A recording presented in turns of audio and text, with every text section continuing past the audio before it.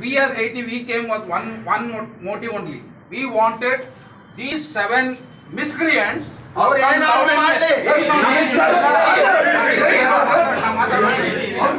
came with this agenda that we want these 7 people to be called here and punished. But God has blessed us. It has gone much beyond, and now what priests are demanding, we are with the priests because they are our shepherd in the local parishes.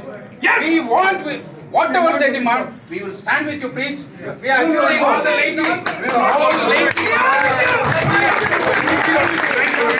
We want right now. We want to hear from. This is what is happening. We want to hear from.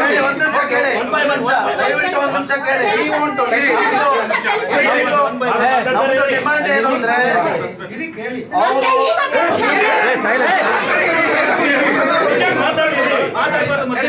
ನಮ್ದು demand ಏನು ಅಂದ್ರೆ bishop William ಊಟಿಲಿ ಸಾಯ್ತಾ ಇದ್ದಾರೆ.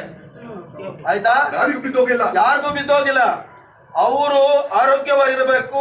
As a human person, as a human person, he has to be healthy and fit. So we don't want him to stay in Ooty. Bishop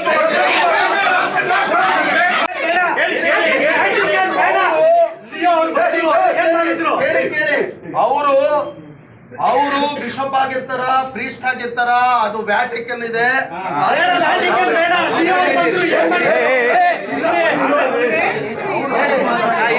ನಮ್ಗೆ bishop William as a human being ನಮ್ಮ ಅಣ್ಣ ತಮ್ಮಂತರ ನಮಗೆ ಅವರು ಇಲ್ಲಿ ಬಂದು ಇರಬೇಕು.